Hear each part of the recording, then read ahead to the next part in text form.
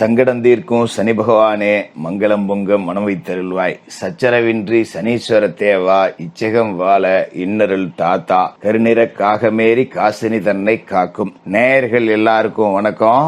இந்த வீடியோல 2025 வருடத்திற்குண்டான சனி பகவானோட வக்கர பலன்கள் அப்படிங்கறத நம்ம பார்க்க போறோம்.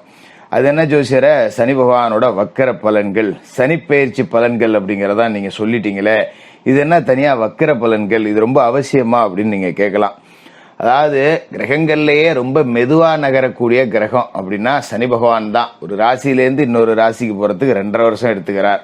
இந்த வக்கர காலகட்டத்துல சனி பகவான் தன்னோட பலத்தை இழந்து இன்னும் மெதுவா செயல்படுவார். பின்னோக்கி போற மாதிரியான ஒரு அமைப்பு கிடைக்கும். ஆனா ராசிகளை கடந்து பின்னோக்கி போக மாட்டார். தன்னோட இயக்கத்தை மெதுவாக்கி பின்னோக்குவார்.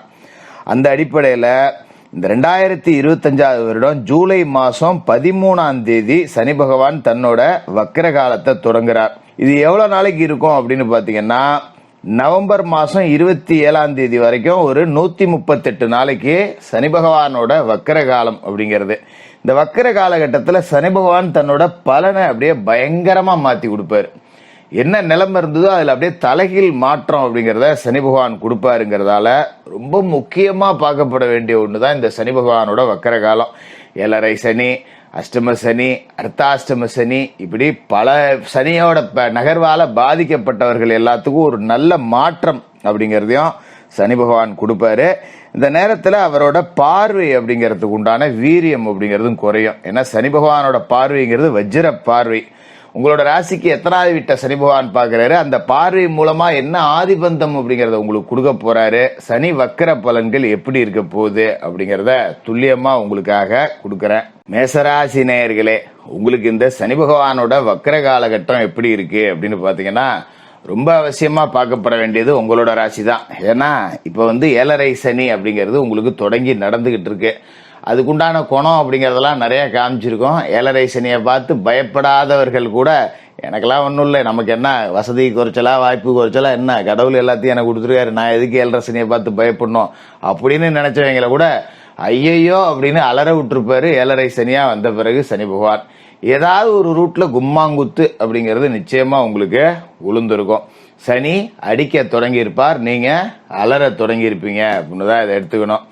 இப்ப இந்த சனி பகவானோட வக்கர காலகட்டத்துல இந்த சனி பயிற்சியில உங்களுக்கு 7.5 உண்டாச்சு பார்த்தீங்களா, அந்த தாக்கம் அப்படிங்கிறது வெகுவா குறைய தொடங்குங்கிறதால அப்பா சாமி அப்படின்னு நிம்மதி பெருமூச்சு விடக்கூடிய ஒரு ராசிக்காரர்கள் அப்படின்னு நம்ம மேச ராசிக்காரர்களை எடுத்துக்கலாம். ஏன்னா செவ்வாய் ஆதிக்கத்துல பிறந்தவங்க மேச ராசிக்காரங்க. எப்பவுமே பாத்தீங்கன்னா ஒரு விஷயத்தை எடுத்துக்கிட்டீங்க அப்படின்னா அதுல கரை கண்டவங்களா இருப்பீங்க. கடைசி வரைக்கும் தெரியும் அப்படின்னு. ஆனா பல மரம் பார்த்த தச்சம் ஒரு மரத்தையும் வெட்ட மாட்டாங்கிற கதையா, இதை தொடலாமா இதை தொடலாமான்னு 10 விஷயங்களை தொடங்கி வச்சுக்கிட்டு எதையுமே உருப்படியா செய்யறது கிடையாது அப்படிங்கிற மாதிரிதான் இருக்கும். இப்ப 7.5 சனியில விரைய சனியில நிறைய விரைய செலவாயிருக்கும். அப்படி இல்லைன்னா காசு பணமே வந்திருக்காது, வருமானமே இல்லையா, வாட்டி போட்டுருச்சு. விளையாட்டா 5000 2000 கடன் வாங்கி ஒரு 6-7 மாசத்துல 1 லட்சத்துக்கு மேல கடன் வந்துருச்சு. எப்படிதான் கடன் வந்துச்சுன்னே தெரியல, எப்படி அடைக்க போறோம்னே தெரியல, பெரிய நலியா இருக்கு அப்படிங்கிற மாதிரி இருந்திருக்கும். உடல் உபாதைகள் அப்படிங்கறதையும் கொடுத்திருப்பாரு. நல்ல ஆரோக்கியமா இருந்தவங்களை கூட கொஞ்சம் சின்ன சின்ன பிரச்சனை கொடுப்பாரு. நான் ஆஸ்பத்திரிக்கே போனது இல்லையா, 7.5 சனி 2 வாட்டி ஆஸ்பத்திரிக்கு விட்டேன் அப்படிங்கிற மாதிரி காமிச்சிருப்பாரு. சரி, போன கதையை விட்டுட்டு இப்ப இருக்கிற கதைக்கு வருவோம். இந்த சனி பகவானோட வக்கர காலம் அப்படிங்கிறது ரொம்ப அவசியம். இந்த 138 நாளும் பாத்தீங்கன்னா தன்னோட வீரியத்தை சனி குறைக்க போறார். அப்ப விரய சனி அப்படிங்கறதால உங்களோட விரயம் அப்படிங்கிறது குறையும். தாய் தகப்பனுக்கு உடம்பு சரியில்லை, மருத்துவமனைக்கு கூட்டு போயிருப்பீங்க, அடிக்கடி வைத்திய செலவு வருது, உங்களுக்கே உடம்பு சரியில்லை, மருந்து மாத்திரை வாங்கி செலவாகுது, இந்த மாதிரி தெண்ட செலவுகள் அப்படிங்கிறது இதுக்கு மேல இருக்காது. அதுக்கு மாறா வருமானத்தையும் முடக்கி வச்சிருந்தாரு இல்லையா, அதையும் இதுக்கு மேல கொடுப்பாரு. மாசம் 10 ரூபா சம்பாரிச்சுட்டு இருந்தையா, இப்ப 5 ரூபா சம்பாதிக்கிறதுக்கு படாத பாடா இருக்கியா, இந்த மாதிரி வியாபாரம் நல்லா தான் ஓடிட்டு இருந்தது, திடீர்னு உட்காந்து போச்சியா அப்படின்னு இருந்தவங்களுக்கு எல்லாம் மறுபடியும் 10 ரூபா காசு பணம் சம்பாதிக்கக்கூடிய அமைப்பு அப்படிங்கிறத சனி பகவான் கொடுப்பாரு. அது மாதிரி 12ஆம் இடம் அப்படிங்கிறது விரயம், ஏதாவது ஒரு செலவு, சுப விரயம் கூட வந்திருக்கும். என்ன காரணம் அப்படின்னு பாத்தீங்கன்னா, உங்களோட ராசிக்கு லாப வீட்டுக்கு அதிபதி, தொழிலுக்கு அதிபதி, அவர் 12ல உட்கார்ந்து இருக்காருங்கிறப்ப தொழில முதலீடு போட்டேன், அதை மீட்டெடுக்க முடியல, விரயம்.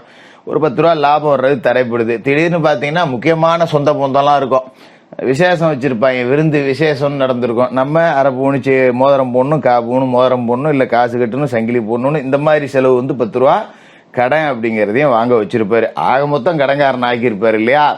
இப்ப கடன் அடைக்கிறதுக்கு உண்டான வழி அப்படிங்கிறத சனி பகவான் கொடுப்பாரு. என்ன வழி கொடுப்பாரு அப்படின்னா, ஒரு 10 ரூபா வருமானத்தை கூடுதலா கொடுத்து கடன் அடைக்க வைப்பார். பூர்வீக சொத்துல ஏதாவது வில்லம் இருக்கிற ஒரு சொத்தை வித்துவிட்டா கடன் அடைக்கலான்னு பாக்குறேன், அதுக்கும் முடியல அப்படிங்கிறவங்களுக்கு எல்லாம் இந்த சொத்தை விற்கிறதுக்கு உண்டான ஏற்பாடு பண்ணி கொடுப்பாரு. இதை வில்லங்கத்தெல்லாம் கரெக்ட் பண்ணி விட்டு இருந்தா இதை வித்து கடனை அடைச்சு பொழிச்சிட்டு போ அப்படிங்கிற மாதிரி ஒரு ரூட்டை காமிச்சு கொடுப்பாரு சனி பகவான். அதோட சனி பாக்குற இடம் இருக்குல்ல, அதோட ஆதிபந்தம் எல்லாமே கெட்டு போயிருக்கும். அந்த வகையில பாத்தீங்கன்னா சனியோட பார்வை உங்களோட ராசிக்கு 2, 6, 9 இந்த 3 வீட்லயும் விழுவுது. அப்ப ரிஷபராசியை சனி பார்க்கிறார். 2ஆம் இடத்துல சனியோட ஆதிபந்தம் விழுந்திருக்குன்னா தனவாக்கு குடும்பஸ்தானம். தனம் கெட்டு போச்சு, காசு பணம் வரல, வாக்கு பலிக்கல, நாம சொல்றதை கேட்கறதுக்கு ஆள் இல்லை, எகன முகன பேசதான் ஆள் இருக்கு. குடும்பஸ்தானம் திருமணம் தடை அப்படிங்கிறது தொடர்ச்சியா நீண்டுகிட்டு இருக்கு. 7:30 முடிஞ்சு கல்யாணம் பண்ணி இப்ப பண்ணாதேன்னு கூட சொல்லியிருப்பாங்க. இந்த மாதிரி இருந்திருக்கும். இது எல்லாமே இதுக்கு மேல சரியாயிடும். திருமண தடை இருந்தவர்களுக்கு திருமணம் தடை நீங்கி திருமணம் நடக்கக்கூடிய வாய்ப்பு. இந்த வக்கர காலகட்டத்துல பொண்ணு பாத்தீங்கன்னாலோ இல்ல மாப்பிள்ளை பாத்தீங்கன்னாலோ டக்குன்னு நடந்து முடிஞ்சிடும். இதனால் வரைக்கும் மாப்பிள்ளையை பார்த்தா மாப்பிள்ளைக்கு பிடிச்சா பொண்ணு பிடிக்கல, பொண்ணுக்கு பிடிச்சா மாப்பிள்ளைக்கு பிடிக்கல, 2 பேத்துக்கும் பிடிச்சா ஜாதகம் செட் ஆகல. இப்படி இருந்த நிலைமை மாறி திருமண தடை நீங்கி திருமணம் நடக்கும். ஒரு 10 பேர் மத்தியில நீங்க மதிக்கக்கூடிய நபரா இருப்பீங்க. அந்த பையன் சொன்னான்னா சரியா இருக்கும்பா, அவர் பேச்சை கேளுங்கப்பா அப்படின்னு. அது மாதிரி அலுவலகம் ஒரு இடத்துல வேலை செய்யறோம் அப்படின்னா நம்மளோட பேச்சு அங்க எடுபடாது, அம்பலம் ஏறாம இருந்திருக்கும்.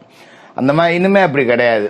மேல்மட்ட அதிகாரிகளே உங்களுக்கு பேச்சை கேட்டு நடப்பாங்க. அவன் கரெக்டா சொல்றான்பா, நம்ம தான் தப்பா புரிஞ்சுக்கிட்டோம், அவன் சொல்றதுதான் சரி அப்படின்னு சொல்லிட்டு உங்களோட பேச்சு இனிமே அம்பலம் ஏறும். குடும்பம் குட்டியா எல்லாம் புள்ளகில்ல எல்லாமே அமைஞ்சு போகும். இந்த காலகட்டத்துல திருமணம் அப்படிங்கிறது நடக்கும். அது மாதிரி 6ஆம் இடத்துல சனிப்பாறை விழுந்தது, ருணரோக சத்துருஸ்தானம். எதிரிகளோட தொல்லை அப்படிங்கிறது அதிகமா இருக்கும். 10 ரூபா கடைங்கிறது வாங்கியிருப்பீங்க, நகை நட்டு கூட அடவு போயிருந்திருக்கும். அது மாதிரி உங்களோட தேக ஆரோக்கியம் பாதிக்கப்பட்டிருக்கும். இது எல்லாமே இதுக்கு மேல குறையும். அடகு வச்ச நகைய மூட்டு வீட்டுக்கு எடுத்துட்டு வரலாம். அது மாதிரி எதிராளிகளோட தொல்லை இருக்காது. நம்மளை பார்த்து அவனே ஒதுங்கி போயிடுவான், ஏப்பா நமக்கு எதுக்குப்பா பிரச்சனை அப்படிங்கிற மாதிரி. ஏன்னா உங்களோட பலம் அப்படிங்கிறது பெருகி போகும். இவங்கிட்ட போய் ஜெயிக்க முடியாது, நமக்கு எதுக்கு வம்பு அப்படின்ட்டு அவங்களாவே கலந்து போகக்கூடிய ஒரு சூழல் அப்படிங்கிறதையும் சனி கொடுத்துருவாரு. இது மாதிரி சொந்த தேக ஆரோக்கியத்துல இருந்த பிரச்சனை சரியாகும். கரெக்டா சொன்ன போனோம் அப்படின்னா சனி பகவான் வந்து விரயஸ்தானத்துல இருக்கிறப்ப செரிமான கோளாறை கொடுத்திருப்பாரு, மலச்சிக்கலை கொடுத்திருப்பாரு, குடல் சம்பந்தமான பிரச்சனைகளை கொடுத்திருப்பாரு. நல்லா சாப்பிட்டுக்கிட்டு இருந்தவங்களால 4 இட்லி மேல திங்க முடியாது, வயிறு உப்புசுமாயி போகும், பசியே எடுக்காது. இந்த நிலைமையெல்லாம் சரி பண்ணி கொடுப்பாரு. இதுக்கு மேல நல்ல தேக ஆரோக்கியத்தோட இருப்பீங்க. அடகு வச்ச நகைகள்லாம் மீட்கலாம். வீட்டுல பிரச்சனைகளோட தாக்கம்ங்கிறது குறையும். 9ஆம் இடம் அப்படிங்கிறது சொந்த வீட்டு பிரச்சனை அப்படிங்கிறது வந்திருக்கும். வீடு கட்ட போனோம் பாதியில நிக்குது, வீடு கட்ட கடன் வாங்கினேன், வீடு கட்ட லோன் போட்டேன் அடைக்க முடியல, இப்படி சொந்த வீட்டு சம்பந்தமான பிரச்சனைகள் நிறைய இருந்திருக்கும். இனிமே அது சரியாயிடும். பாதியில நின்ன கட்டிட பணிகளை தொடங்கலாம். தந்தைக்கும் மகனுக்குமான உறவுல இருந்த விரிசல் நீங்கும். அப்பா அவங்களுக்குள்ள ஒரு அண்டர்ஸ்டாண்டிங்கே இல்லாம ஓடிக்கிட்டு இருக்கு அப்படின்னவங்களாம் இதுக்கு மேல தந்தை மகனோட ஒற்றுமை அப்படிங்கிறது நல்லா இருக்கும்.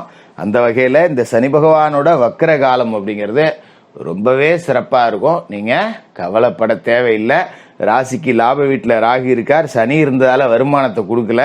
இப்ப சனி கொஞ்சம் நல்லது செய்ய ஆரம்பிக்கிறாருங்கிறப்ப இந்த குருட்டு அதிர்ஷ்டம்லாம் கூட உங்களுக்கு கிடைக்கும். அந்த ராகு வந்து ஆக்டிவேட் ஆயிடுவார். ஒரு லாட்டரி சீட்டு உழுவுறது, ஏதோ ஒரு சூதாட்டத்துல உழைக்காம கிடைக்கிற பணம், இதெல்லாம் கிடைக்கக்கூடிய வாய்ப்பு அப்படிங்கிறது இருக்குங்கிறதால அடிமேல அடி வாங்கினவங்களுக்கும் ஒரு பயங்கரமான மாற்றம் திருப்பி அடிக்கக்கூடிய காலம் அப்படிங்கிறது வந்துருச்சு. ரொம்ப சரியா பயன்படுத்திங்க. சனிக்கிழமையில விநாயகர் வழிபாடு செய்யுங்க. முன்னோர்களுக்கு செய்ய வேண்டிய தர்ப்பணங்களை அமாவாசை நாட்கள்ல முறையா கொடுங்க. மாமிச உணவுகளை அமாவாசை நாட்கள்ல தவிருங்க. சனிக்கிழமை மாலை சனி பகவானுக்கு எள்ளு விளக்கு போட்டு எல் சாதத்தை நைவேத்தியமா படைச்சு காக்கைக்கு அன்னமிடுங்க. மாற்றுத்திறனாளிகளுக்கு உங்களால முடிஞ்ச உதவிகள் செய்யுங்க. இந்த சனி வக்கர காலம் உங்களுக்கு சகலவிதமான நன்மைகளை செய்யக்கூடிய காலகட்டமா இருக்கும். மேசராசிக்காரர்களுக்கு வாழ்த்துக்கள்.